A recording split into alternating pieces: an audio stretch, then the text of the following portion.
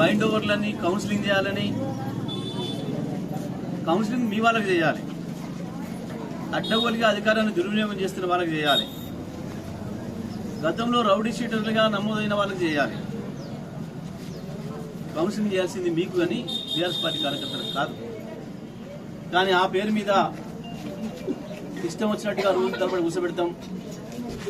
ఓవైపు పోలింగ్ జరుగుతుంటే ఓటుకే పోనీయకుండా ఆపుతాం అన్న దుర్మార్గాలు చేస్తూ ఉన్నారు. నేను ఇప్పటికైనా చెప్తా ఉన్నా, చింతలపాలెం కావచ్చు, మఠంపల్లి కావచ్చు, గరిడపల్లి ఎస్ఐలు మీ ఆగడాలు శృతిమించిపోతున్నాయి.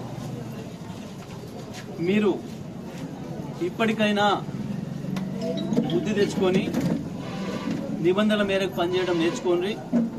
కేవలం ఇవాళ ఉన్న మండల పార్టీ కాంగ్రెస్ నాయకులే మిమ్మల్ని కాపాడతారు అనుకుంటున్నారు. మండల పార్టీ అధ్యక్షుడి పని, మండల కాంగ్రెస్ అధ్యక్షుడి పనిని మీరు చేస్తూ ఉన్నారు. ఇది బంద్ చేయండి. చాలా సర్వీస్ ఉంది మీకు ఇంకా రేపు భవిష్యత్తులో. అది ఆలోచించుకొని రేపు చట్టానికి చిక్కే పరిస్థితి తెచ్చుకోకండి. మీరు మీ మీద కూడా కేసులు అయ్యే పరిస్థితి కూడా తెచ్చుకోవద్దని చెప్పి నేను వాళ్ళకి హెచ్చరిస్తా ఉన్నా. హుజూర్నగర్ సిఐ కూడా చాలా తప్పులు చేస్తూ ఉన్నారు. ఇప్పటికే మీ చిట్టా పెద్దగా అయింది. మా పార్టీకి సంబంధించిన సర్పంచ్ అభ్యర్థులు తీసుకుపోయి భయపెట్టించి కాంగ్రెస్ పార్టీ వాళ్ళకి అప్పచెప్పడం మీరు చేస్తున్న పని. గ్రామాలలో ఉన్న మా వాళ్ళని ఉదయం నుంచి సాయంత్రం వరకు కూర్చోబెట్టుడు, మేము కౌన్సిలింగ్ చేస్తున్నామని, బైండ్ ఓవర్ అని.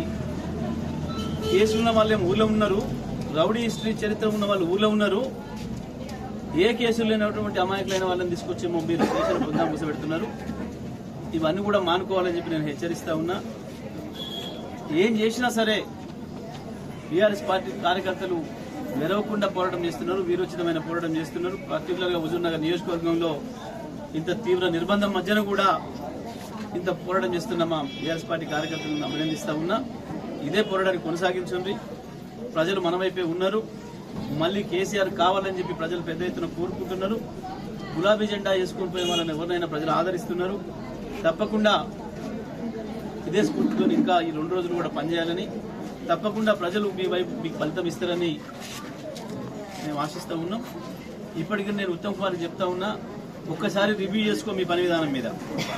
మీ నాయకులు కింద ఏం చేస్తున్నారు, పోలీసులకు మీ ఏం ఆదేశాలు ఇస్తున్నారు, మీ స్టాఫ్ ఏమైనా ఆదేశాలు ఇస్తున్నారు, ఎటువంటి దౌర్జన్యాలు చేస్తున్నారు, పోలీసులు మితిమీరి చట్టాలు అతిక్రమించి పనిచేస్తున్నారో ఒకసారి రివ్యూ చేసుకుంటే మంచిది.